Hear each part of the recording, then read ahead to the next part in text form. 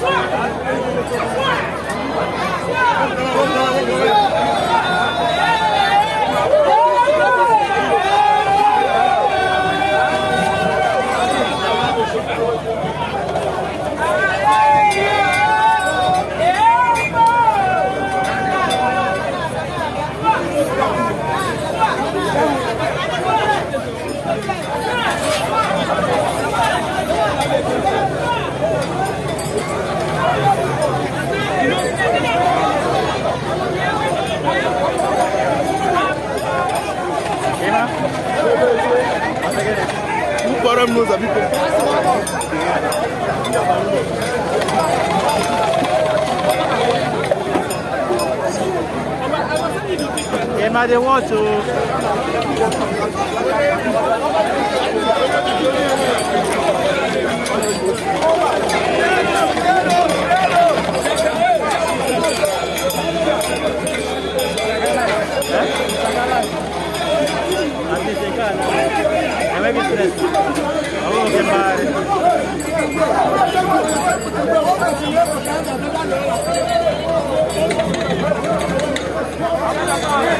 How you doing, bro?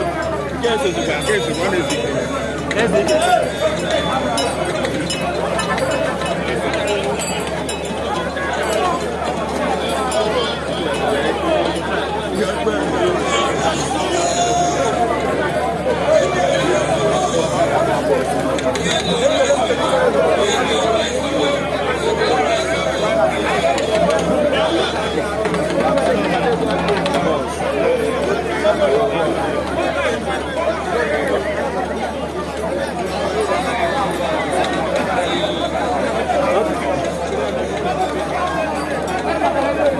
Okay, you're now live at Ikeji, and today is Avo Osu 2022, and we are streaming live from Arochukwu. We are streaming live from Arochukwu.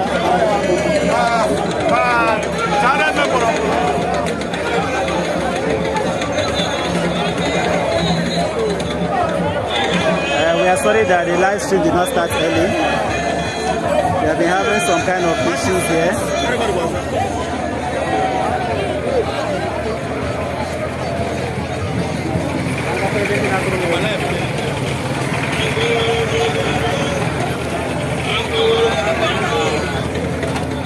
They want to give me. When I hear enjoy about this, you go to try any better. About that, also Arochukwu. Who want to name me? I think Miss Abago and Boba name also Arochukwu. I'm not going to just also. Not going to also. I think he had just not away. We don't have the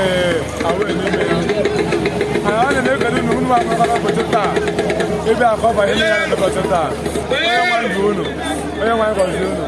You got to have a good level to a number. Amen. Nakanaga, Obi, the guitar. Obi, you know, what you don't have one town. So bad again. Oh, bad again. No way, you everywhere. Not go by. Then make sure they go. I want to wipe my way back. Go back out. No one ever. Because someone I have we go for one night. Okay, they have a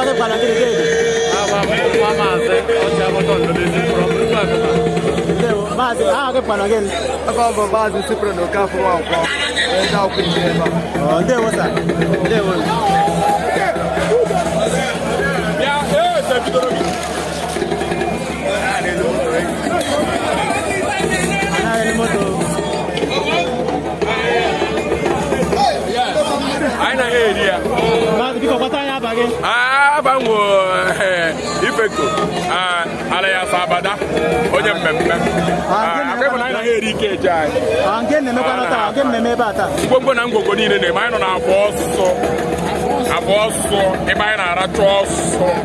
Eba na crusade grand, Eba in na crusade grand, watch a and German Deacon and Deaconesses. And the choir, Onyo is holy. I also, name on name. They watch a put the correct pass, on a hand. Oh, you watch a baby to a laugh at Iswala mess. On our tongue.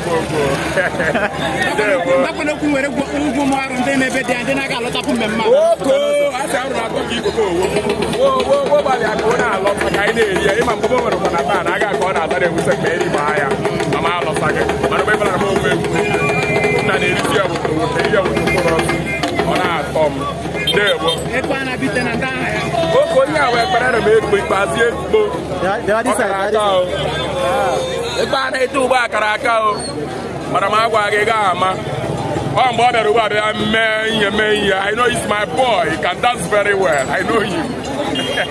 He can dance very well. He can bend the leg very well. So he's coming. Just watch what he can do. Okay. I pray he should not enjoy himself. Yes. Thank you.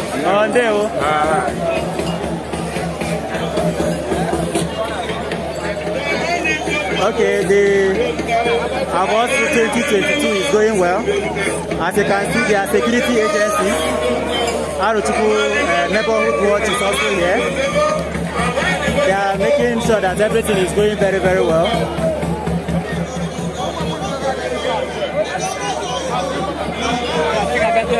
I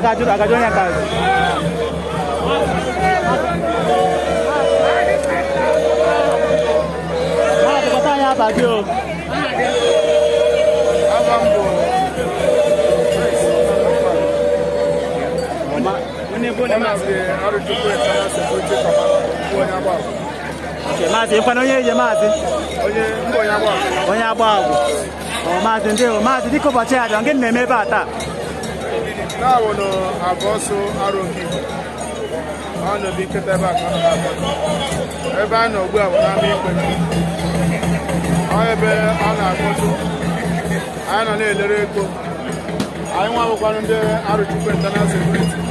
Arochukwu neighborhood watch.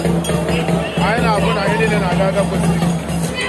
More in the other user, when they're going to when they when he can so good enough. I never sure I never tell this and other. Oh, Martin, they win the CK. Win the CK, sir.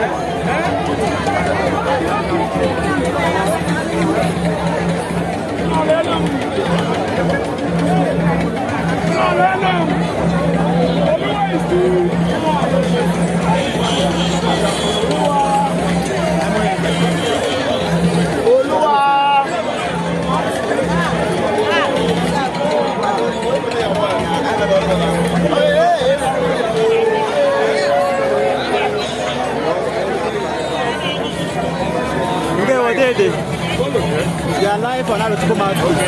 Okay. So please, can you please tell us your name? My name is Nanuku Igbo. What are you in about that? I know that Ikeji Aro. And I'm moving it about Ikeji. You know? I don't know the tradition very well, my brother. You know? Okay, so what are you doing? Yes. Avo Osu. Yeah, what the Macarabia, now I don't know where we'll get very bad. I'm never going on and I'm now. Also, we have better. You know, I hope everything is going well. Yeah, everything is going well. Yeah, what's your advice to them outside the country? The advice is that, and the way they are seeing us there, that's how it is. You don't look for anybody problem. When you come back, you feel the vibes, you feel the enjoyment. So anytime they feel like you come back, they're not be scared. Nothing is happening. And we are just okay. Okay? Yeah. All right, my brother.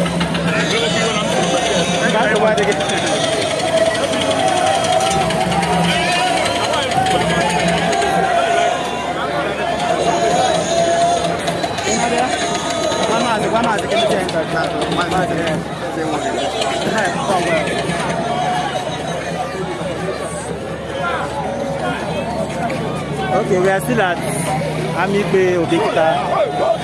We are waiting for the Ekperem to come out. The Ekperem is still moving.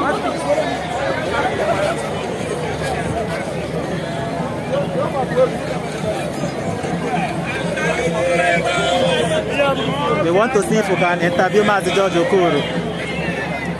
Mazi Ndeosa. Mazi, you are live on Arochukwu Mouthpiece on Facebook and YouTube. Mazi, Biko, what are you having again? Abamo. Oh, here you are. Oh, na yoko. Avo ya mango. Mazi, get money here. We can find a minute by the watch car. Avo Osu, Arochukwu. That one you will keep on the Baraba. You never called you Bonana. Oh, the madam, what is it? The mother, I got the Manubua. The mother,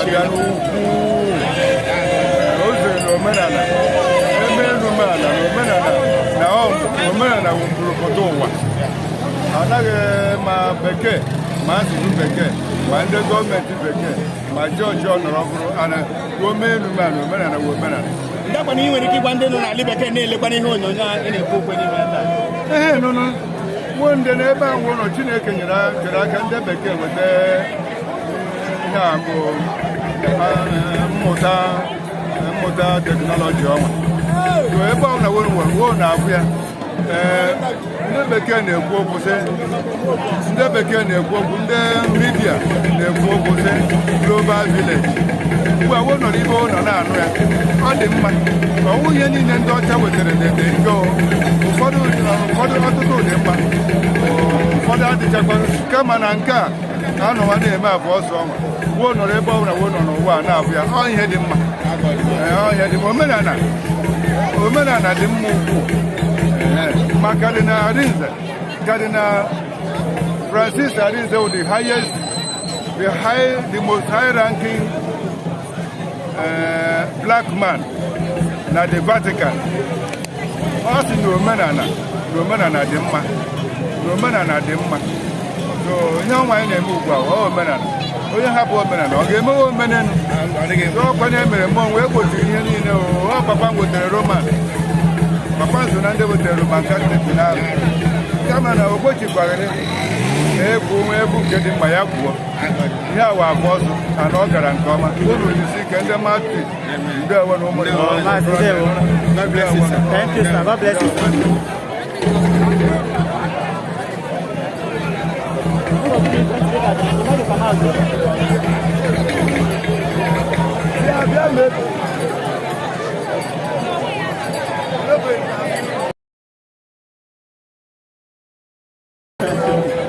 Ndewo dede ka ime n'oge ntabi biko dede gwata anyị aba gị. Aba m bụ Maazị I chọrọ ịgwa gị na ị nọkwa live on Arochukwu Mouthpiece on Facebook and YouTube. Yes, uche m dị ya. Biko gwata ụmụarụ ihe na-eme ebe a taa. Taa bụ afọ ọzọ arụ oke Igbo na ime Ikeji arụ oke Igbo. Ihe ahụ the process of Ikeji taa bụ afọ ọzọ na-arụ oke Igbo dịka anyị na-eri ji. Ndakwa na-agụ obi dị gị taa. Obi dị m ezi ụtọ na onye ejiri mara anyị o so na our culture omenala anyị onye ọla bụ onye arụ na-emebe experience afọ ọsọ ya ma nọ echeghị m na onye ahụ bụ onye arụ maka na afọ ọsọ so na ihe ya na Ikeji so ile anyị ma gbaga ebe niile iji na obi dị ndị Igbo ụtọ maka Ikeji a ha na-eme so nna ekwuru ụmụ arụ ndị nọ na mba na-alụtaghị na ha na-eme isi ezigbo ihe kama ha gbalịa mgbe ọzọ kọta ya ma experience afọ ọzọ a meekwa na experience Ikeji arụ ka ọ na-adị ụtọ nke ukwuu ile anya onye ọzọ obi dịkwa ya ụtọ ụbọchị nke taa anụ na-ekelekwago onwe gị bụ Mouthpiece na mgbalị gị niile iji bụ na ụmụ arụ ndị nọ n'ụzọ ije na-enweghị ike ịlọta bịa mee Ikeji a na ha sokwa na-abụkwa ihe ndị na-eme na aga Ikeji azọ na-aga na-asị gị jide nke iji na ọ ga-adịrị gị na mma. Amen. Ndewo dede.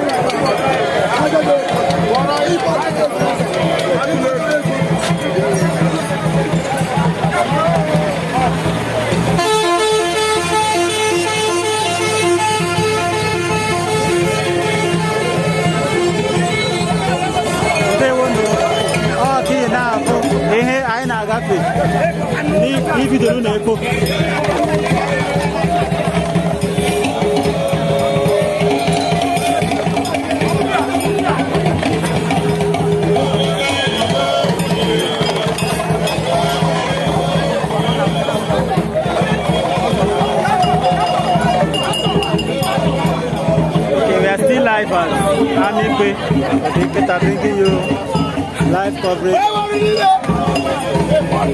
coverage of Avo Osu. Can you get that, brother? What are you bagging, brother? How would you have a coro? You can get the Metebata. You never know about Saru, no. And I never am like a girl. I never put a higher when I'm ganga. What a many bears. I have body say, well, the man is bad. One on day, one not.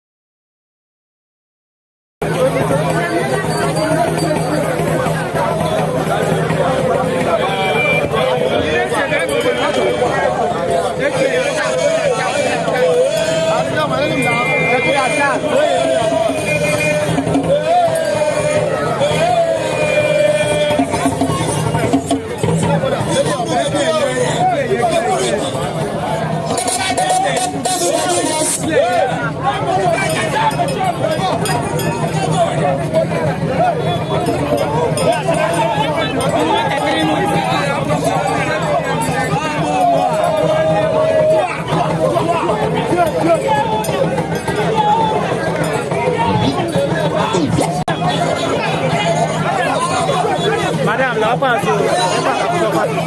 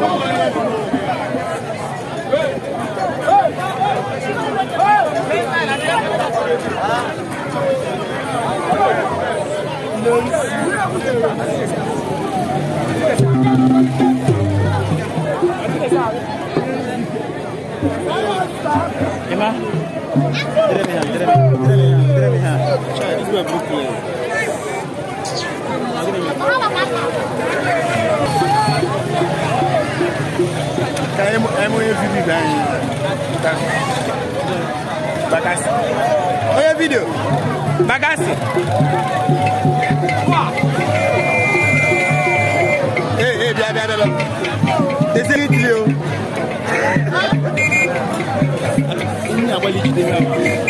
What is your trying? Not your dust. It's not big. That's aggressive. My way out, tripod.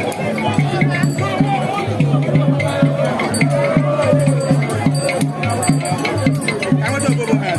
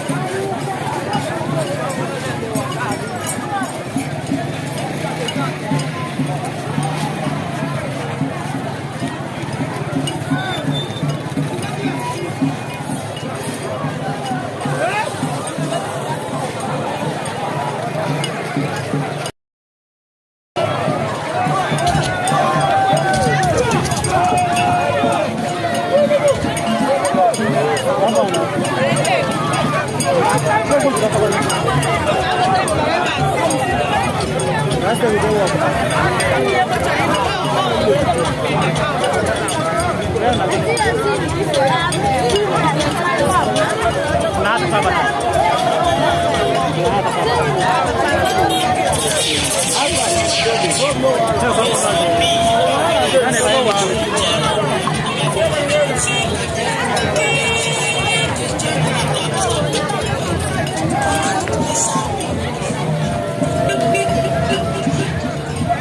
Okay, we are heading to Ogogo.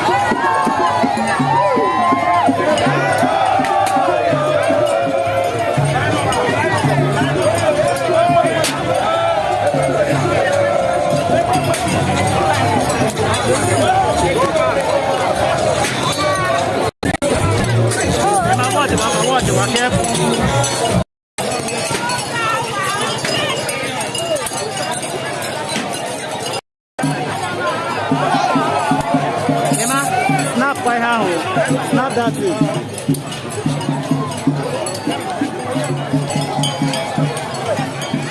Konya wala jini.